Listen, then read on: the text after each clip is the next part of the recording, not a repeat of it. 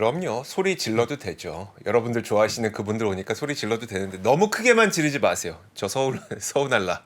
자, 너무 크게만 지르지 마시고요. 자, 오늘도 일부 한번 시작해 보도록 하겠습니다. 딱 이틀만 쉬고 오겠습니다. 자, 조경상 팀장님 나오셨습니다. 어서 오세요. 안녕하세요. 네, 안녕하세요. 월요일에 뵙고 수요일에 뵙고 내일도 봤으면 좋겠고 모레도 봤으면 좋겠고 바로 그런 분과 함께 오늘 이야기를 진행해 보도록 하겠습니다. 일단 그 8월 들어서 많은 분들이 8월은 쉬어갈 거다라고 얘기를 했는데 이건 뭐 쉬어가는 게 아니라 좀 쉬어가는 걸 넘어서 좀 계속 떨어지고 있어서 자 어떻게 된 건가 좀 싶기도 하거든요. 일단 그 시장 상황부터 한번 볼까요? 우선 어제 이제 미국 시장은 일단 우선 중국이 경기 지표가 좀 부진하게 나온 부분하고요. 네. 약간 좀 우리한테 더 충격적이었던 거는 이제 일부 데이터들을 공개하지 않겠다. 특히 청년 실업 실업률을 공개 네. 안 하기로 했죠. 공개 안 하기로 했죠. 이런 부분들이 좀 중국에 대한 우려가 좀 있었고요. 네. 그다음에 갑작스럽게 중국이 이제 금리 인하하겠다라고 하니까 이 부분이 좀 중국 경제에 대한 우려가 나오면 투자 심리는 좋지 않을 수밖에 없습니다. 물론 지금 같은 상황에서 인플레이션에 상당히 예민한 시기에 중국 경제가 좋다라고 하면 네. 인플레이션에 대한 우려도 나오겠지만 그렇죠. 그래도 그거보다 더 무서운 거는 경기가 안 좋은 게 더 무섭기 때문에 우선 어저께 장 개장하기 전부터 좀 안 좋았었고요. 네. 그나마 이제 7월 소매 판매 지표가 좀 좋게 나왔어요. 네네. 좋게 나와서 경기에 대한 불안감은 좀 해소를 해줬는데 국채 금리가 어저께는 하루 종일 시장을 좀 많이 눌렀던 분위기였습니다. 월요일에 나왔을 때도 채권 금리로 인해서 네. 주식 시장이 상당히 좀 불편하다 이런 부분들을 말씀드렸는데 어저께 시장에서도 국채 금리가 좀 많이 오르면서 주식 시장에 상당히 압박을 좀 주었던 것 같습니다. 아유, 지금도 보니까 국채금리 10년물이 지금 4.191이네요. 4.191. 그러네요. 금리가 높아지니까 사실 부담이 될 수밖에 네. 없죠. 그래서 이제 많은 분들이 이제 미국 작년 같은 경우나 올해 상반기 같은 경우에 국채 금리는 네. 인플레이션하고 관련이 있었던 거지만 올해 이제 2분기가 지나서 네. 이제 3분기에서 국채 금리에 영향을 주는 거는 수급도 한몫하고 있다라고 걸 우리가 지금 알고 있어야 될 것 같아요. 네. 그러니까 사실 이게 그럼 국채금리가 왜 올라가냐? 네. 왜 올라가냐에 있어서 혹시 중국이 팔았냐? 아니면 혹시 사우디가 팔았냐? 사우디는 좀 판 것 같긴 하더라고요. 네. 그러니까 미국 채권을 팔아서 금리가 이렇게 올라가는 거냐? 그러니까 그럼 좀 불안한 거잖아요. 다각도로 좀 봐야 되는 네네. 건데 우선은 미 재무부는 올해 3분기 중에 미국 국채를 상당히 많은 양을 발행을 계획하고 있고 네네. 이미 발행 중에 있죠. 그거는 지난번에도 한번 방송에서 말씀드렸어요. 일단 공급이 늘어난다라는 거 하고요. 네네. 그런 것들을 이미 좀 시장에서 어느 정도 머릿속에 깔고 있던 상황에서 신용등급 강등됐고 네. 일본이 수익률 곡선 통제에서 목표 수익률을 올린다고 하니까 긴축 미국채에 들어갔죠. 대해서 네. 좀 매도하는 분위기가 시장 전체적으로 나왔고요. 사우디 파는 거 말씀하신 대로 매도가 좀 있었고 간밤에 이제 미 재무부가 네. 외국인 미국채 홀더를 이제 발표를 했는데 이제 보유량을 네네. 발표했는데 5월 달에 비해서 중국의 보유가 한 1,000억 달러 가까이 줄었어요? 감소했어요. 팔았네. 네, 그러면 이게 어떤 거냐면 2010년도 이후 네. 어떻게 보면은 그러니까 즉 2009년 이전의 수준으로 보유량이 돌아간 거거든요. 제가 어렴풋이었는데 12년, 13년, 14년 요때 네네. 중국이 미국채 가지고 있던 금액으로 봤을 때 1.5조 달러 근처였는데 네네. 지금이 8,300억 달러 정도? 거의 절반 절반이에요. 가까이 줄었네요. 네, 거의 네. 절반이고 아이러니하게 이제 2012년, 13년 요때 피크를 찍은 다음부터 그 다음부터 꾸준히 감소해서 이미 1조 달러 밑으로 간지는 좀 시간이 좀 됐습니다. 네네. 그러니까 중국은 좀 계속 이제 비워왔던 건데 그러니까 이런 이슈들이 어떻게 보면은 공급의 이슈하고 네. 맞물려 버리면서 일시적으로 금리가 좀 튄 게 아닌가라는 생각을 좀 많이 했어요. 근데 말씀 들어보니까 1.5조 달러에서 8천억 달러까지 미국채 보유를 절반 가까이 줄이는 동안 네. 거의 한 7천억 달러의 미국채를 판 거잖아요. 네. 지금까지 계속 몇 년 동안 팔아왔던 건데 지금은 약간 뉴스와 겹쳐서 이게 네, 그런 것 같아요. 아, 네. 그러니까 뭐 물론 이제 이렇게 생각하는 저한테 이제 반박을 하시는 분들 중에 네네네. 어떤 거냐면 2013년, 14년, 15년도까지는 네, 미국이 양적 완화를 하고 있었죠. 네, 그러니까 연준이 있었잖아. 네. 그리고 2020년 이후에도 연준이 있었잖아.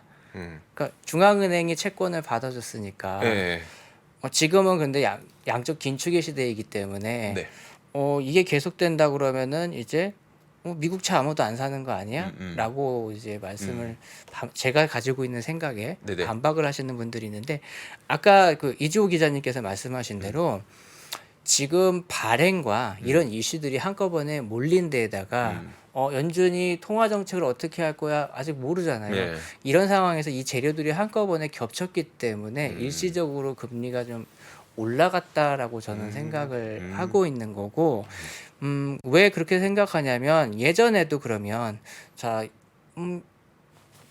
서프라임 모기지가 터지고 나서 네. 글로벌 금융위기 이후에도 미국은 양적 완화를 했죠. 음, 그때도 그러면 공급이 엄청나게 많았거든요. 네, 그렇죠. 근데 중국이 뭐 12년도 이후부터 점점 미국채를 팔았는데 우리한테 그렇게 기억에 그렇긴 해요. 없어요. 네네.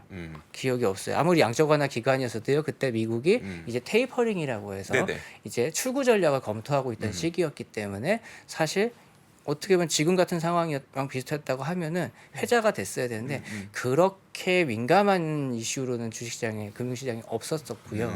그 다음에 우리 코로나 터졌을 때도 양적 완화를 네네. 했었잖아요. 네. 그때도 공급 늘어났는데 늘어난 거나 마찬가지. 연준이 네네. 물론 받아주긴 했습니다만 그쵸. 그렇다고 하더라도 그 시기 이후에도 계속 음, 미 재무부가 국채를 많이 발행했었는데 그렇게 우리한테 이런 수급에 대한 문제가 그쵸. 없었어요. 작년에 좀 우리가 봤을 때 일본이 좀 팔았다 뭐 이렇게 얘기 나오면서 조금 있었고 이번에 또 얘기가 나오는 것들을 봤을 때 결론적으로 이제 어떤 수급에 의해서 채권 시장의 수급에 의해서 금리가 올라가는 거는 어느 정도 시간이 지나면 해소될 수 있는데 언제 해소될까 이런 생각을 갖는다라고 했을 때 저는 네. 예전에는 저금리였을 때는 그게 이슈가 안 됐던 거거든요. 네네. 즉 앞으로 연준이 통화 정책을 어떤 방향으로 가져갈 거냐 이게 좀 가시성을 갖는다라고 하면 좀 완화되지 않을까 이 금리 상승에 대해 누그러지지 않을까 이렇게 생각을 하고 있습니다. 알겠습니다.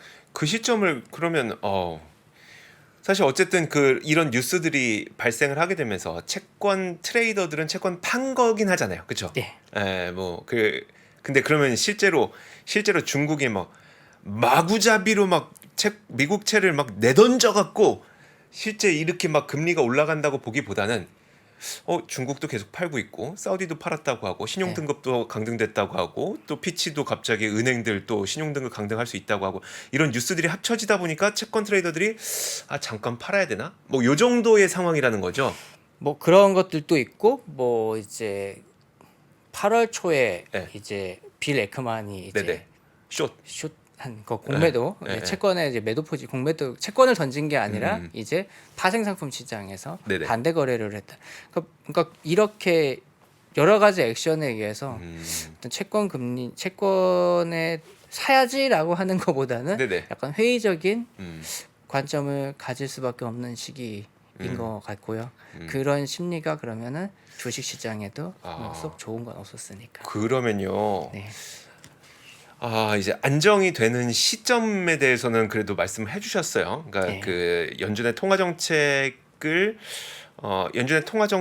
경로가 이제 피벗되는 그런 네. 시기가 좀 가시적으로 드러날 때 그때가 돼서야 좀 안정화될 거라고 말씀하셨는데 이제 그건 알겠고 그러면 그때까지 좀 계속 올라가게 될 수도 있어요. 그러지는 않을 거라고 저는 좀 생각을 하거든요. 네.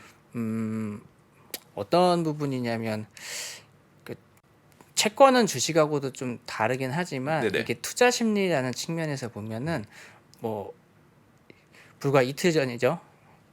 시장이 내내 흘러내리다가 엔비디아가 끌어서 아 맞아요. 그러니까 흔히 뭐 멱살 잡고 끌어올렸다가 말을 하는데 끌어올렸죠. 그러니까 이게 뭐 엔비디아 하나가 그만큼의 재료가 됐냐라기보다는 주식 시장에서도 음.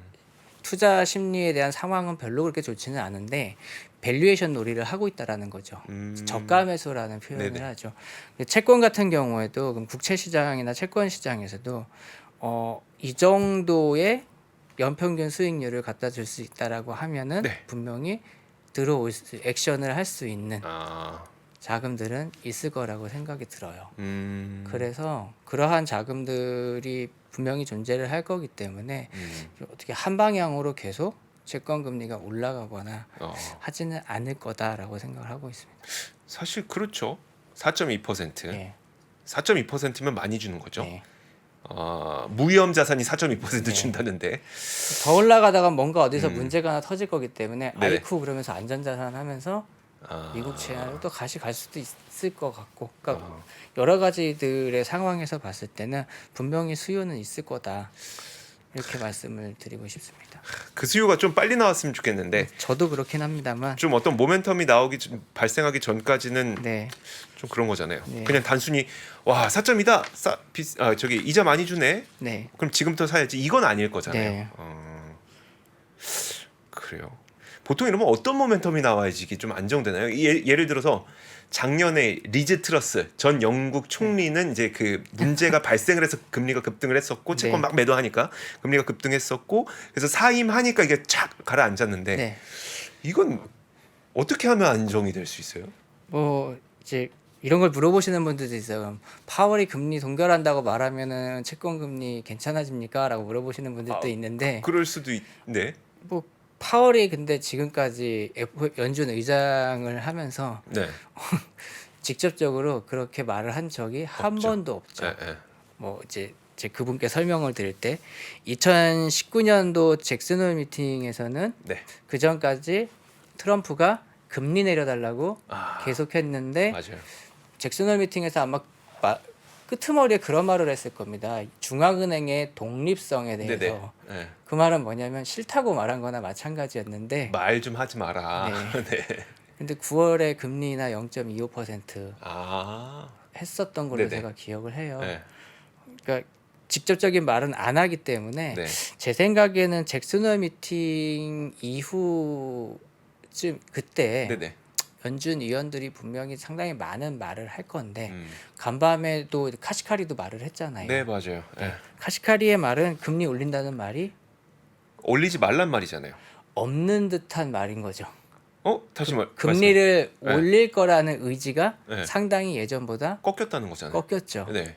그러니까 이런 뉘앙스의 발언들이 음. 계속 나와서 시장이 어느 정도 좀 확신을 음. 가져줘야 되는 거 한 가지 하고요. 음. 그러면 동결이 오래 가는 것보다 이제 언제쯤 인하가 나타날 거다, 네네. 이것까지 보인다 그러면은 상당히 채권한테는 좋을 건데, 음. 그래서 저는 일단 단기적으로 기대하는 건 잭슨홀 미팅에서 어떤 얘기들이 나올까, 그거 하고 그 다음에 월말에 PCE 네네. 그리고 9월 초에 있는 고용 데이터들, 이것들이 경기가 약간 좀 이제 쿨다운. 완화돼가는 네네. 지표들을 좀 보여준다고 하면 채권 금리는 조금 이제 돌아올 수도 있을 거다. 이제 돌아온다 해서 4%가 당장은 못 깨질 것 같고요. 수급 이슈 때문에. 네네. 네. 어느 정도 안에서는 좀 갇혀서 움직이지 않을까 이렇게 좀 기대를 하고 있습니다. 알겠습니다. 알겠습니다. 닐 카시카리가 무슨 말을 했는지 궁금해하시는 분들을 위해서 제가 간략하게 말씀드리면 닐 카시카리가 3월에 시작된 은행 위기가 아직 끝나지 않았다고 생각한다. 자신은 이거 은행 위기 끝난 거 아니다. 만약에 금리가 더 올라가게 되면 신용 문제가 더 터질 수 있기 때문에 금리를 올리지 말아야 된다는 뉘앙스의 말을 한 거거든요. 그래서 사실 오늘 밤에 이제 내일 새벽이죠. 3시에 연준 의사록이 나오게 될 텐데 이 의사록에서도 아마 많은 분들이 얼마나 많은 사람들이 그러면 금리 동결을, 많은 위원들이 금리 동결을 주장했는지 이 부분을 좀 보셔야 될 것 같고요. 자, 그리고 또 연착륙에 대해서는 좀 많은 위원들이 말을 할 것 같다고 하더라고요. 그래서 그 두 가지 좀 보시면 될 것 같습니다. 오늘 밤에 있을 새벽 3시 연준 의사로 꼭 챙겨보시길 바라겠습니다. 그리고 은행 신용등급 강등한다고 피치가 또 경고를 하는 바람에 네. 금융주들도 좀 안 좋았었거든요. 네, 맞아요. 그러니까 이런 부분도 이제 주식 시장을 좀 압력을 준 건데 네. 압박을 준 거고 좀 이따가 이제 이 부분 제가 좀 자세하게 말씀드리겠습니다만 그러니까 올해 상반기에 지역은행 문제 때는 빅테크가 수혜를 봤죠. 그쵸. 빅테크도 수혜를 받고 믿을 건 너희밖에 없다 이러면서. 국채도 상당히 아, 수혜를 봤어요. 네네. 근데 이번에는 다르죠. 왜 그런 거예요? 그러게요. 그게 제가 봤을 때는 그럼 여기서 좀 달라지는 거라고 하면은 대외적으로 국채를 팔아야 되는 이슈가 있었죠. 네. 일본 중앙은행의 YCC. 네. 오늘 간밤에 어젯밤 같은 경우에는 중국이 일본은 오히려 미국채 보유가 6월 달까지 늘었대요. 네네. 근데 중국 같은 경우에 감소했다라는 걸 봤을 때 좀 뭐 발행할 일은 많은데 수급이 조금 안 받쳐주지 않을까 하는 불확실감 이런 것들 때문에 오히려 국채보다는 그냥 달러 현금을 보유하려는 성향이 오히려 좀 더 강했기 때문에 어떻게 보면 오랫동안 어떤 자산에 투자를 해야지라는 게 아니라 네. 일단은 더 떨어질 수도 있을 거야. 어느 정도 요만큼이라도 더 떨어질 수 있을 거야라고 보는 그 불안감에 네네. 의해서 네. 그게 이제 현금을 선호하게 만든 게 아닌가라는 생각이 들었고 어제 피치가 어떤 게 있었냐면 이제 보통 신용등급을 책정을 할 때요. 네네. 기업 자체를 가지고 평가하는 것도 있지만 그 해당 산업군, 업종군에 대한 비즈니스 환경에 대해서도 이제 점수를 부여하고 네네. 그 점수가 반영된 다음에 그 안에서의 기업의 경쟁력, 그 기업이 갖고 있는 경쟁력, 경쟁 환경, 경쟁력, 그 다음에 이 기업의 재무 상태 이런 식으로 신용등급을 평가하게 되어 있는데 네. 업황 평가를 하향하려고 하는 거였어요. 아. 근데 이게 왜 좀 이렇게 이슈가 된 거냐면 네. 이미 6월에 은행 산업에 대한 평가를 기존의 AA 등급에서 AA 마이너스 등급으로 강등을 시켰는데 한 단계 또 강등할 수 있다라는 발언을 이제 분석이 나온 거고 네네. 그렇게 되면 한 70개 이상의 미국 은행 등이 강등될 수 있다라는 인터뷰를 한 거였고요. 그 안에는 그러면은 JP 모건 체이스를 포함한 대형 은행들도 들어가 있고 제가 이게 살짝 들어가서 지금 이제 CNBC에 들어가서 이 기사하고 관련돼서 맨 밑에 나와 있는 네. 이제 투자은행들 신용 등급들을 봤는데 일단 미국에 있는 투자은행 중에 트리플 A가 있을까요, 없을까요? 왠지 없을 것 같아요. 없어요. 왜냐하면 국가 신용 등급이 아직 트리플 A가 아닌. 그래도 마이크로소프트는 트리플 A 겁니다. 네. 그러니까 어떤 거냐면 그러면은 이게 높아야 더블 A 플러스 뭐 이렇게 돼 있을 텐데 네네. 이제 한 단계씩 내려가면 그 말은 빅뱅크들도 다 내려갈 수 있다는. 네, 그러니까 JP 모건 체이스가 이름이 딱 들어가 있었던 상황이었으니까. 네네. 네, JP 모건이 3월에 은행 위기에 구세주였었는데, 네네. 네, 이제 뭐 이렇게 이제 언급이 되니까 이런 어. 부분들이 조금 불안감을 줬던 것 같아요. 줬고 그 다음에 카시카리 총재가 네. 금리 관련된 발언만 한 게 아니라 네. 이제 원래는 이제 그 은행 규제에 대한 질문을 받은 거였고요. 현재 이제 자산 1,000억 달러 이상의 은행에 대해 더 높은 자본 조건을 이제 요구하는 걸로 이제 바뀌는 거죠. 감독 규정을 강화하는 거에 대해서 동의하냐라고 물어보니까 네. 충분하지 않아. 더 세게 해야 돼. 어. 이렇게. 근데 지금 그렇게 하면은 위험해. 네네. 그렇게 얘기가 나왔고, 그러니까 내 의견으로는 충분하지 않고 올바른 방향이긴 한데 더 하고 싶다라는 말을 한 거였거든요. 네네. 그러니까 은행 환경 규제 강화. 그러면은 뭐 피치가 말한 것 중에 업황 평가를 좀 낮추려고 하는데 산업에 대해서 정책이나 이런 부분들이 규제가 더 생기는 거니까 그게 모두 다 그냥 한꺼번에 대형 은행이고 그쵸. 네. 중소형 은행이고 다 안 좋았던 어. 것들이고요. 그러면서 이제 근데 여기서 이제 금리를 더 올리면은 은행들이 문제가 될 것 같으니 네. 올리지는 못할 것 같다는 뉘앙스의 발언이 있었던 거고 그러다가 이제 거기서 끝냈으면 됐는데 이제 네네. 금리 인하까지는 아직 멀었다라고 아, 말을 하니까 시장에서는 조금 이제 채권 시장에서 이런 부분에도 반응을 한 것 같습니다. 결국 카시카리 총재가 얘기한 거는 은행들에게 조금 더 센 규제를 해야 된다는 말이 네, 그러니까 우리가 이해하기 쉽게 좀 풀어보면 자본금 더 쌓아라. 네, 그래서 그러니까 그 말은 대출 덜 해줄 수밖에 없는 상황. 네. 은행들은 대출을 덜 해줄 수밖에 없고 네. 결국 그거는 이제 대출이 덜 되면은 투자도 적어지고 금융시장도 좀 둔화되고 네. 뭐 이런 식이 될 거라는 거잖아요. 네. 결국 카시카리가 뭐 금리가 더 인상되면 안 된다라는 뉘앙스로 얘기를 했지만 사실 좋은 게 아니네요. 네, 그 그러니까 보면서 자꾸 이제 제가 이제 매파는 역시 매파구나. 그러니까 저는 무슨 생각이 드냐면 네. 매파 비둘기파도 그렇지만 그 중국 컨트리 가든 문제가 터지는 것도 지금 신용 리스크가 하나씩 네. 터지고 있는 거잖아요. 그리고 그 이제 은행들 신용 등급 강등도 리스크가 터진 건 아니지만 굉장히 그 뭔가 안 좋아지고 있는 거잖아요. 그러니까, 네. 뭐 신용 리스크가 계속 터지고 있는 느낌이에요. 카시카리의 말 그대로인 거죠. 3월에 은행 위기가 끝난 건 아니다. 네네. 그러니까 피치도 이런 거죠. 6월 달 그러니까 2분기 때 은행 업황을 보고서 이제 산업 환경을 한 등급 내려놨는데 네.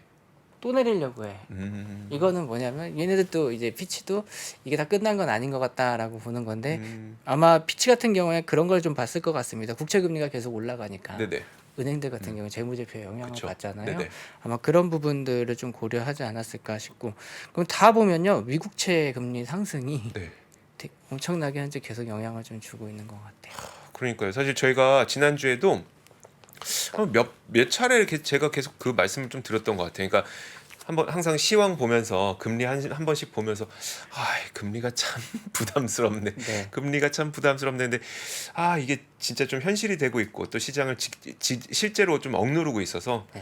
답답합니다. 이게 언제 이거를 풀릴지. 아주 좀 직관적으로 우리가 이런 거시경제 얘기가 아니라 매크로 얘기가 아니라 네네. 우리식으로 얘기를 해드리면 상반기 때 주식을 사서 이익 났어요. 네네. 근데 보면 가만히 있어서 보니까 이걸 더 올려줄 만한 게 안 와 보이니까 네네. 팔았어요. 네. 팔았으면 그러면 이제 이거를 어딘가에 저장해 놓잖아요. 네네. 그게 이제 그럴 때 많이 쓰는 게 이제 뭐 예금도 될 수 있지만 음. 미국식으로 보면은 채권이나 이런 음. 거에 담아 놓으면 되는데 네. 안 담아 놓고 음. MMF나 현금, 그러니까 단기 자금이나 그냥 현금인 거죠. 음. 그러다 보니까 미국채 금리가 올라가고 음. 달러 환율도 올라가고 달러도 올라가고. 네, 네. 달러 자체가 올라가는 반응도가 더 큰 걸로 봐서는 음. 그러니까 현금을 약간 선호하는 경향, 단기 자금이나 현금 쪽으로 선호하는 경향이 좀 보이는 것 같다 이렇게 생각이 알겠습니다. 들었습니다. 그래도 꽤 오래 걸릴 것 같다는 말씀이시죠? 잘 모르겠습니다. 진짜 빨리 돌아오셨으면 좋겠는데 네. 지난번에도 말씀드린 것처럼 네. 뭔가 그 투자자들이나 투자 심리를 확 잡을 만한 그런 이벤트가 당장에는 없는 것 같아서 알겠습니다. 좀 이런 시장의 분위기가 한동안 이어질 수도 있겠네요. 말씀하셨던 것처럼 이제 어느 정도 우리가 그 변곡점을 맞으려면 네. 뭐 파월 의장이 얘기를 해줘야 말이지만 네. 그래도 어쨌든 8월 24일 네. 잭슨홀 미팅까지는 네. 어떤 통화 정책과 관련된 이벤트는 없는 상태니까 네. 그 전까지는 사실 이런 상황이 계속 이어질 가능성도 있겠네요. 알겠습니다. 그래도 뭐 급격스럽게 하락이 나오는 시장은 아니라는 점에서 그래도 투자 심리가 네. 작년에 느꼈던 것과는 그래도 좀 다르다는 거는 우리가 좀 인지를 해야 될 것 같고요. 지금 국채 금리 수준이었으면 작년에는 시장이 계속 좀 더 그쵸. 큰 폭으로 하락을 했어야 됐던 겁니다. 네네. 동일한 시점으로 해석을 해본다 그러면 그렇지 않다라는 거는 그래도 뭐 때문에 이렇게 좀 시장이 버텨주는 걸까? 그러니까 아직까지는 그래도 경기를 조금 믿고 있는 게 아닌가 이렇게 볼 수 있어서 투자자분들 좀 요새 조금 힘들지만 뭐 상반기 때 좋았던 게 계속 갈 수는 없기 때문에요. 저는 사실 지금 하락한다 올라간다 이런 것보다는 좀 쉬어가는 시기 이렇게 좀 생각을 하고 있습니다. 그러니까요. 네. 사실 그 우리 작년부터 그 말 엄청 많이 했었잖아요. 리세션. 경기 침체. 그런데 뭡니까? 1분기에 2% GDP 성장률 나왔죠. 2분기에 2.4% 나왔죠. 지금 3분기 예상치로는 아틀란타 5%요. 5%예요? 네. 더 올랐어요? 네.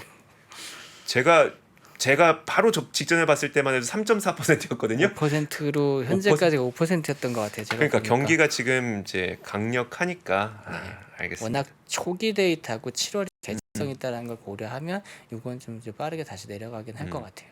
어쨌든 경기가 펀더멘털이 좀 받쳐주고 있으니까 네.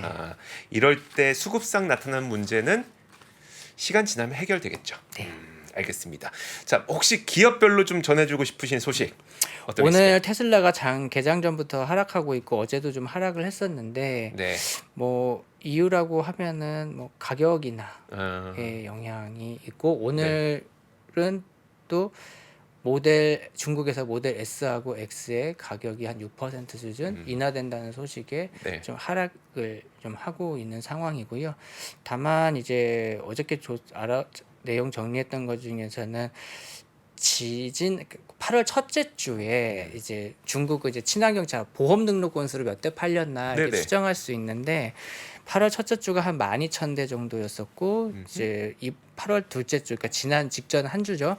한 14,000대를 돌파했기 때문에 한 주 사이에 한 9.8% 증가했다라는 걸 보면은 중국 경기 다들 안 좋다 하고요. 실제로 네네. 중국에서도 전기차 전체 등록 건수가 좀 감소했던 주간인데 좀 많이 나왔다라는 걸 좀 생각하시면 되고요. 8월 달에 높은 건 사실 7월 달에 수출하느라고 안내 넷에서 안 넷에서 팔았었어. 안 네. 팔았었으니까 그럴 수도 있긴 한데 음. 그래도 뭐 어쨌거나 이 수요가 빠르게 냉각되지는 않는다라는 부분 이런 거 보시면 되고 피스커가 테슬라에 이제 NACS 커넥터를 채택할 것이라는 내용들도 좀 있었고요. 네. 애플 같은 경우에는 폭스콘을 시켜서 인도에서 이제 에어팟 제조를 시작했다라는 내용이 있었고요. 네. 그다음에 아마존 혹시 디바이스 써보신 적 있으세요? 킨들이나 이런 거? 아니요. 저는 네. 킨들 아직도 있어요? 모셔두고 있는데 네. 다 영어로 돼 있어서. 아니 근데 킨들은 사실 네. 그 사용감은 되게 좋긴 하더라고요. 진짜 책 같으니까. 네, 근데 한글이 패치가 안 되니까 저 어디서 사셨길래 미국에서 현지에서 사오셨어요? 아마존에서 샀더니 아마존에서 샀더니 한글 패치가 없는 네. 걸. 그래서 좀 번거롭긴 한데 그 여기 하드웨어 책임자 데이브 림프라는 사람이 올해 사임을 한다는 건데 네. 아마 여기가 봤을 때는 하드웨어가 이제 아마존이 하드웨어가 약간 좀 이제 그쵸? 사업부 중에서는 네. 어떻게 보면 좀 많이 바뀌어야 되는 부분이잖아요. 네. 그래서 아마 개편이나 이런 부분들은 예고하면서 좀 바뀌는 것 같고 어제 엔비디아가 나홀로 상승을 했는데 이제 UBS도 20% 정도 목표 가격을 상향을 해주면서 실적 발표 전에 기대감을 줬던 게 있고 사우디아라비아나 아랍에미리트가 이제 인공지능과 관련해 가지고 네네. 엔비디아의 칩을 대량으로 구매하고 있다 경쟁적으로 이런 소식들이 좀 엔비디아한테는 좀 좋았던 시장이었습니다. 알겠습니다. 그 사실 테슬라 있잖아요. 네. 지금 첫 번째 주 8월 첫째 주에 12,000대, 그 다음에 두 번째 주에 14,000대 나왔다 그랬잖아요. 네. 근데 만약에 14,000대로 우리가 4주 동안 팔린다고 계산해도 16 56,000대잖아요. 근데 지금 저도 일부러 찾아보니까 그 지난 7월에 팔린 게 64,285대. 그리고 그 전월이었던 6월에 팔린 게 78,000대. 이 정도라서 14,000대씩 팔린다고 해도 56,000대면은 너무 적게 팔리는 건데. 뭐 전체적으로 중국도 그러니까 특히나 8월 달하고 7월 달에 보여준 건 중국에서도 그 전기차도 판매가 네네. 약간 이제 이렇게 올라가다가 약간 완만한 상승을 보이고 있는 부분이 있고 그다음에 누구나도 다 알고 계시겠지만 이제 전기차 시장은 좀 어느 정도 이제 경쟁 환경으로 가고 있고 네네. 그러다 보니 가격 인하도 나오고 있는 것들이고 이제 이런 부분들은 좀 피할 수는 없는 것 같고요.